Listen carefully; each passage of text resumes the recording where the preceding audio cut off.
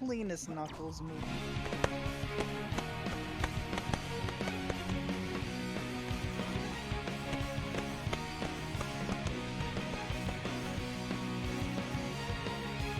Alright, hello everyone, my name is Gordon Ramsay, and I will be showing off Sonic Project-06. Now, before you get into it, you probably just saw that great last stages run by Labras, so you might be wondering, what makes this game different? Well, Sonic Project-06 is a ground-up recreation of Sonic 06 in Unity by Chaos X. So, you know, people like to say, oh, Sonic 06 is Sonic Adventure 3. Project-06 plays like if the game was Sonic Adventure 3. Characters have new abilities, polished movesets, there are actual physics, you can, you know, jump off of enemies. There's so much going on in this game. It's great. You just saw all of Sonic's stages in the retail game. Now, we'll go through all of Shadow's. I'll show you my real power. We're going to go through all 9 stages, including Extra Tropical Jungle Rouge. So let's kick things off in White Acropolis. So, first things first, if you're familiar with the game, retail game, you may notice Shadow is a spin dash. This works kind of like a mix of SA1 and SA2, where you can spam it by just tapping X even while running, spam it as much as you like, but the way you pick up speed is more similar to SA2. You won't get much speed on your first go, but on your second and third you'll be moving pretty quickly. I gotta start the timer, that's pretty important. I am good at video games and even better at speedrunning. Pretty awful at starting timers, though. Thank you. Thank you. Anyways, another notable thing. You may notice that jump got a little more height than usual. That's one of the only bugs that we'll actually be using in Project-06. Most of the retail games issues have been patched out. But, of course, new engine, there are some new, unique things. If we press A and X at the same frame, with pretty much every character, Sivers the only exception, we'll get a jump with roughly twice the height. We're going to be using that a lot throughout the run, and I'm even going to be using that input when I homing attack. Sonic and Shadow can now do a second homing attack in the air by pressing the X button. So for Sonic, that'd be like, you've homing attacked, and then you use Bounce Bracelet, and then you immediately cancel it and do another homing attack. With Shadow, he has to go through a Chaos Spear. But that's pretty lengthy. So if I do the A plus X input simultaneously, like a high jump, I skip that animation and immediately get my second homing attack. You can only do it once, but if the second homing attack hits an enemy or anything else, then it will refresh. Yeah, there is still flight decay on Rouge and Knuckles, but it's very, very slight. And you can essentially do like a glide refresh, reset, whatever the SA2 people call it. Except you don't have to drill first, you can literally just, you know, release A, then press it again. We've got the glider over here. In retail, this was stuck to a spline, so you couldn't move around much. But in Project-06, you can go wherever you want. You've got complete freedom of control over it. And you know, you can actually bonk into things, you don't really phase through them anymore. We've got Rouge coming up here. And this time, we've got some treasure hunting. This is a little like SA2, but not with as many sets. There are 3 possible locations for each key to spawn in, and the radar is pretty generous, so we can check them all very easily. This is probably the worst key one we could have got, but maybe the other 2 will be fine. It's a pretty good radar. I'm hoping it's not in that cage, and it is. Okay, this might be the worst set. Thankfully, the combat's pretty fun, so I can just high jump over there, kick down there, cancel my dive with a glide, and grab the second key. Now, ideally, the third one is in that box down there, but we didn't get that lucky. It's either in the cage, or... actually, not a bad key 3. It's up here. We only have to do treasure hunting one more time in the game. We'll be doing it again in Tropical Jungle, so... while there is RNG, this is basically the only example of it in Project-06. And unfortunately, it's like a minute time swing between the 2 stages. The RNG isn't... you know, you only have to go through it twice, but it hurts. This is technically the third of Shadow's vehicles. He's got 4. a buggy, which you can see in Watercropolis, but we skipped past it. The glider, which we saw at the first section. That hover vehicle, which we'll be seeing a lot. And a motorcycle, which we'll see once. The vehicles control generally a bit better than retail, but they're not perfect. Now you may... Oh! The train got me. Anyways, I'll say it again. You may not have noticed, but I'm actually going to do... I'm going to make my second homing attack go into the ground here, and then I'm going to spin dash and immediately jump. That's because spin dash preserves your momentum. So if I homing attack into the ground, then spin dash, I can get a lot more height than usual. Or if I light dash, then spin dash, I can... Oh, sorry, not more height, a lot more speed. The game does not like me today. Went for some fancy movement, I'll play it more safe. Like light dashing. Okay. Light dash, spin dash, you go fast. You can also jump and get, you know, some good height, and it's cool and good, and I can't get off this thing. Now, you may notice that my life count isn't going down. We do allow infinite lives in P06, mostly because grinding them is an absolute nightmare. Nobody wants to do it. So for the sake of competition, we're just like, it's fine if you use cheat engine. Over here, I'm going to cancel a chain jump by pressing X. That doesn't come up too often throughout the run. We use it in like 2 or 3 places, but it saves a little bit of time. Just a bit. Yeah, the keys aren't random in Retail 06, but they are randomized in Project-06. I'm also going to be spamming the B button here to maintain my speed. Very good. Shadow has a unique quirk where he doesn't actually have to jump to do a homing attack. So if I just get airborne, even if I just run off the ledge, I have access to my full repertoire of homing attacks. I can do the regular one, I can refresh it. It's also worth mentioning that my homing attack is a little bit different from what you saw in the retail game. Project-06 has a ton of customization options. You can change, like, character cosmetics, so you can have the Adventure 2 spin dash or jump effect or whatever. I think sounds are also a thing? Yeah, don't worry about the animation. And there are 3 kinds of homing attacks. There's retail, there's curved, which is more like E3 or the Xbox Live Arcade, where it kinda goes down a little but then stops. And then there's legacy, which is like how it is in Heroes and Shadow the Hedgehog, where it preserves our momentum, which is insanely useful, and it doesn't reset our speed at the end. So that's why we use it. You'll see the momentum preservation put to use in a few areas. There's a very notable one here in this second section. We'll get to that briefly. Also, this section is like the best highlight of the spin dash. I love it. In the first release, Shadow did still have his buggy here, but very quickly after that, Chaos just said, nah, I'll remove it. Just spin dash down. It's fine. The reason I stopped spin dashing before hitting that dash panel is because some automation is actually slower if you spin dash into it. It's not really consistent what is and isn't going to slow you down, you just kind of have to practice it and figure out. But that's one of them. I'm going to try to use a slope jump here. I don't have much of a slope to go on, but it should be okay. I got more height than I wanted. That's fine. Still worked out pretty okay. It's just sometimes you can enter that rail with a lot of speed. Momentum preservation used there, and we're good. Oh, thank you, Shadow. Rails are a little bit different. In retail, you move at a set speed, and then you can press the trick button in a certain rhythm to speed yourself up, and if you press it too quickly, you get locked out and lose all your speed. In Project-06, it's more physics-based. If you're moving uphill, you're going to lose speed. If you're moving downhill, you're going to gain it. And there's no real, like, timing on the tricks. You can just spam it as much as you want.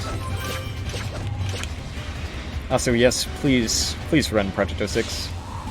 The game's been popping off recently. We're getting more and more runners. It's always good to see more, though. This is probably the coolest glider section. So, the way the glider works is I can bonk into stuff, and I can also, thankfully I dodged the kill plane, hold A to accelerate, and then every 3 seconds, I can double tap A to get this little boost. So for this section, you've got to dodge kill planes, dodge debris, and keep track of your boost timer. It's not very long, but it is pretty cool. Okay, good, I got that. Like I said, you don't really get speed on your spin dash until the second one. So there are a few areas where if you can get a second spin dash out and then jump, you'll go insanely fast. That's one of them. If I didn't get the second spin dash before jumping off that bridge, I would have just... Well, it wouldn't have been bad, I just wouldn't have had the height. Or the distance, speed, whatever. I would have had to do an enemy bounce. Yeah, I don't know, Drywall. P06 is... It feels unfair to call it like the gold standard of Sonic fan games because it's so freaking good. It's like, is it fair for other ones to have to measure up to this? I didn't get the slope jump there. That's fine. That's fine, that's fine. Not a bad Crisis City, all things considered. I do realize that I haven't split, but at this point I just want to see how above my PB I can get. It's easier to track that way, rather than just having to glance down to see the time. You know, you can check up or down. There is a speed up I can get here. I didn't get it. You have about a frame when you load into a stage to do an action. So, like at the start of Flame Core, I can mash X to get a spin dash. And it's just a little bit faster. This is not good, but I should be able to save it. There we go. Flame Core is the most combat-heavy stage in the run, other than maybe Aquatic Base. Shadow's combat isn't that bad. It hinges around this little upgrade state, Chaos Boost. So while in Chaos Boost, I can hold A towards an enemy to instantly teleport them, and that'll typically consume a bit of meter. When that little red bar below my action gauge fills up, I can press RT again to level up my Chaos Boost. Let's try not to get hit. And that'll just give me new abilities. I can also overclock it, which we'll do in a moment, to essentially go Super Shadow, which makes me invincible, insta-kill anything in one hit. None of my abilities consume meter, but once my action gauge runs out, I go through a very, very lengthy, kind of like cooldown animation. I'm going to activate level 4 right about now, and I'm going to try to keep it all the way into the next section. We want to use it for these worms. And then we'll probably restart the next section immediately to get rid of it. Yeah, actual spin dash jumps, it's great. The movement in P06 is insanely cool. Like, Shadow Story is pretty neat, but Sonic's? Oh my gosh, the things you can do in that one. There is a Sonic run of this game by the best Sonic runner, and, you know, I think it's tomorrow, actually. It's pretty soon, it's also in the marathon, check it out. See if I can get that homing attack. Ah, dang it. Sometimes you can homing attack onto that invincibility capsule early, and it's just a little bit of time save. Not a bad flame core overall. I'll jump over here, and we're good. I'm going to make use of chain jump canceling one more time up here, and if I time it very well... Ah, I didn't get it. It's possible to get a little bit of a hop when you cancel the chain jump, but it's pretty uncommon. Back to Rouge, we've got to light these 5 orbs by flying into them, or otherwise dealing damage. Flying's just the easiest. You can more or less ignore these enemies. Shadow probably makes the most use out of amigos. Well, between him and Sonic, Silver isn't in the game yet. Coming in the next release, though. There just isn't a lot of combat with them overall, though, which is nice. Like, all the amigos have fully fleshed out movesets. Rouge has a series of free punches and kicks. She can do a stunning dive, glide into enemies to deal damage, yada yada yada. But we basically always ignore combat unless a key requires us to do it. And there we go. What's up next? Radical Train. Radical Train is like the shortest stage in the run, but it probably has the most potential to go wrong out of any of them. Well, with an asterisk, we'll get back to that later. The gimmick of this stage is that Eggman's on a train, and we've got to hit these switches to put up a laser gate, beat up the train a bit, and then move on and do that like 2 or 3 times. If we ignore it, after 55 seconds, we'll die. But that just means there's 55 seconds for us to completely ignore that objective and finish the section anyways. And that's exactly what we're going to try to do. Thankfully, all of these skips are possible without high jumps, so we shouldn't be too screwed next release when they're gone. It just makes them a lot easier. I do want to grab that Chaos Boost capsule, and I'll just do a spin dash jump there. Ah, barely missed. That's alright. I went for a Chaos Spear there to reset my height and maybe get a little more distance, but just barely missed it. That's kind of the downside to using the Legacy jump dash. It's a lot faster, very, very useful, but it is a lot harder to use properly. Especially on a refresh, you don't get as much use out of it. Not too much time lost, though. I'll grab this checkpoint to be safe. And there we go. That's how it should have gone. Now, the reason I grabbed Chaos Boost, this is the only appearance of the motorcycle. We have to hop on one, and then gun down Eggman's train. Now, as a reference to Shadow's game, if you're in Chaos Boost and hop in a vehicle, you get unlimited ammo, which, as you might imagine, is pretty useful here. In retail, you just have to shoot the front car like once. In PO6, you actually have to destroy all the carriages. So it takes a few seconds, but it's nothing too difficult. And there we go. Not too bad, not too bad. Another combat-heavy stage coming up. But, the pain of combat is offset with the joy of Silver. Silver's one and only appearance. I mean, he's also in Kingdom Valley Sonic, but, you know, this is a Shadow run. We're playing the superior category. No hate, the Sonic run is sick. You may notice Shadow doing these punches and kicks.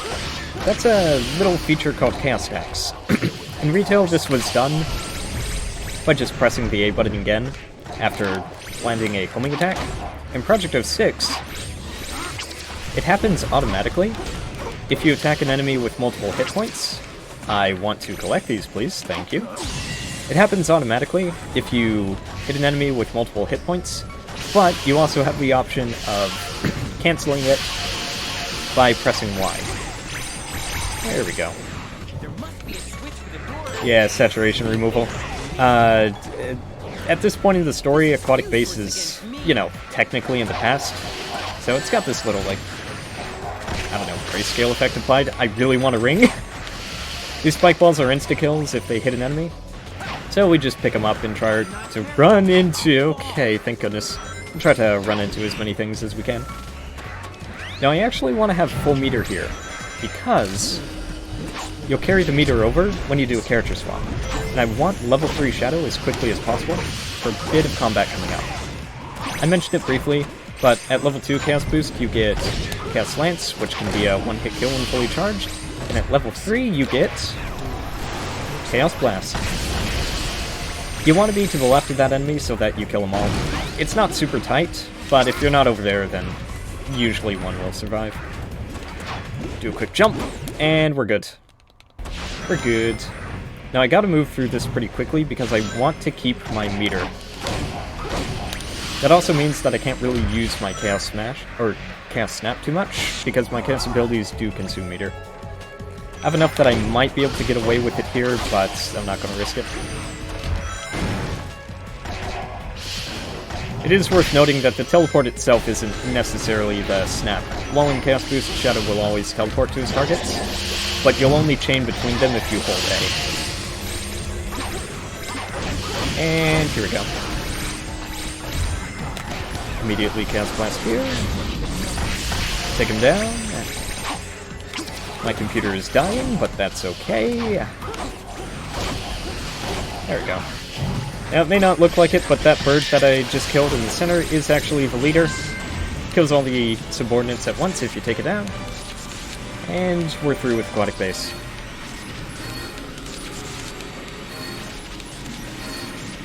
Hey, if you like Shadow, you gotta play Project-06.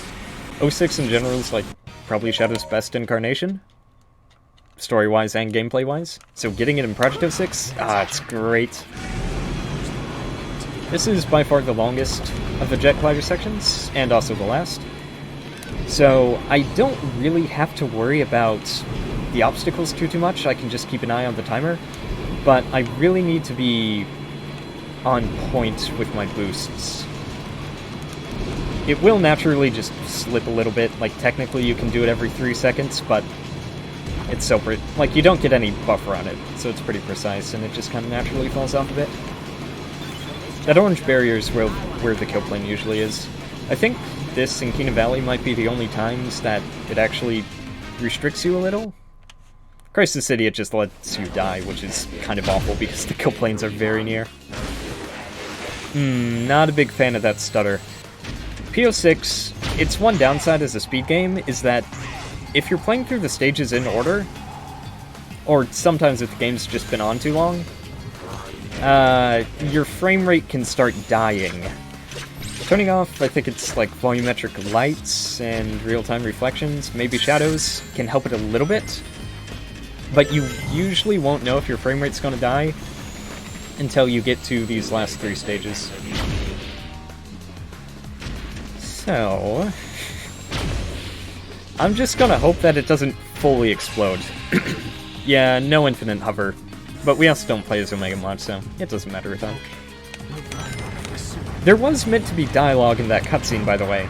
P06 adds a lot of different cutscenes through the levels. They don't last too long, they're very neat. But you can toggle them off. For the most part. A few of them are essential to the stage progressing, like that one, so they stay on.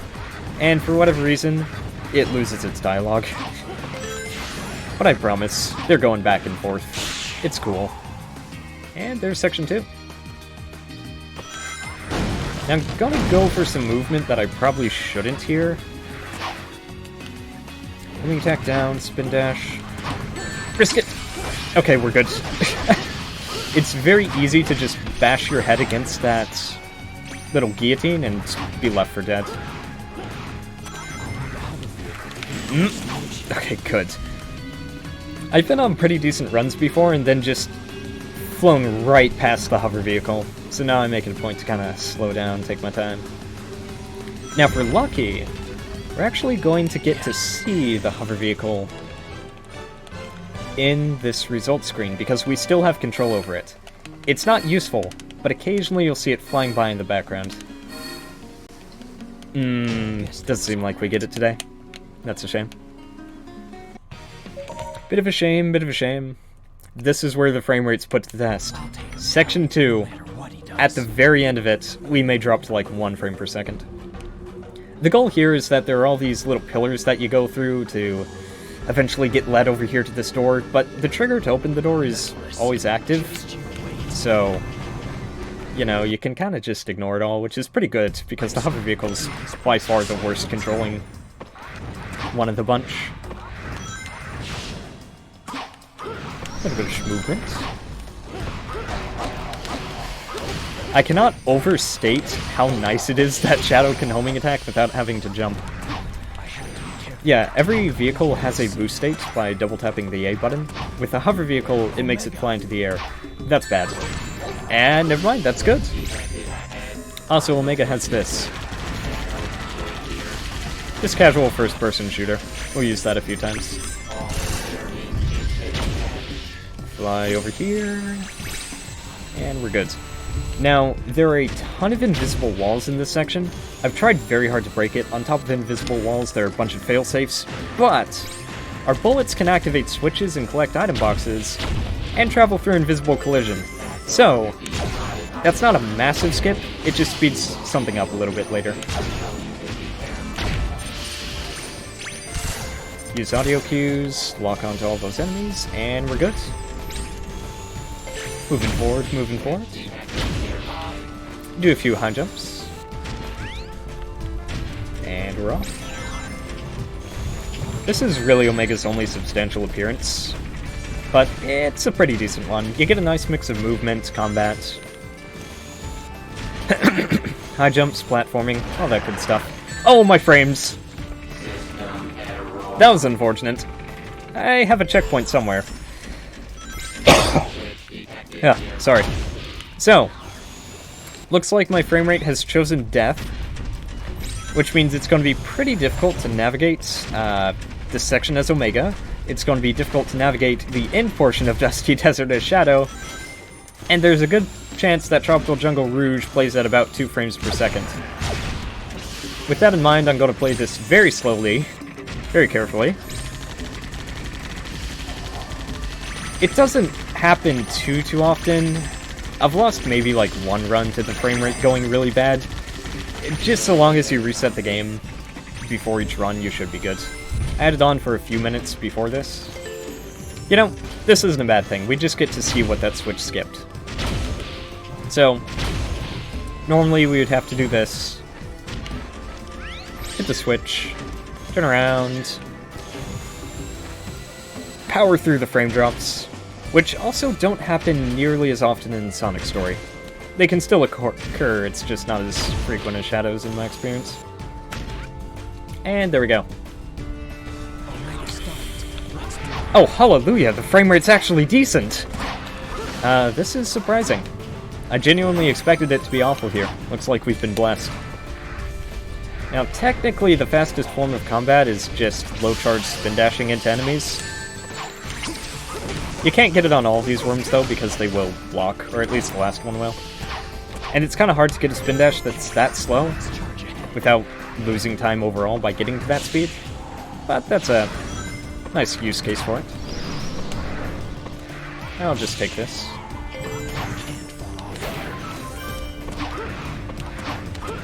Oh, looks like we're swinging on some poles. Jump, jump, and 1 more stage to go. Yeah, I'm looking forward to the different difficulty options for P06. He's probably not going to do missions, so I don't know if we'll see Sonic Man. Like hard mode, very hard. That'll be pretty sick. Alright, Tropical Jungle Rouge, more treasure hunting. So, key 3, which you see there, is always in the same location. We only have 2 randomized keys. However, the terrain is much bigger. So while key checks do still exist, you can get screwed over way more easily. We actually got a pretty decent key 2 there. And yeah, you collect key 2 first, which is not a bit strange. Another big downside... is it over here? Okay, cool. This is the best key 1. So, downside is, in Kena Valley, you can pretty much know if... This is a glide reset. Just exiting the glide and then re-entering. In Kena Valley, you can pretty much know if you have the IL set. Time. If you have the IL set while just natively playing with it. In Tropical Jungle, you just have to full send. So ILing is just praying to get the right set. Okay, about 26 minutes, not too bad. What did you think of my beautiful well, technique? Few hiccups here and there, but the frame rate largely stayed solid. I think the run largely went well. Thank you all for watching. If you're interested in running this game, we do have a Discord. Same Discord as the main 06 one, so you can hop in through the Sonic06speedrun.com link, or Sonic Project 06. Yeah, I'm happy to answer any questions in the future if you want to learn the run. Thanks for having me. We'll just sit here. Quickly do a Sonic run. No.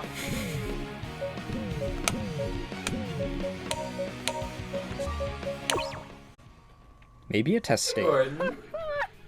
How goes it?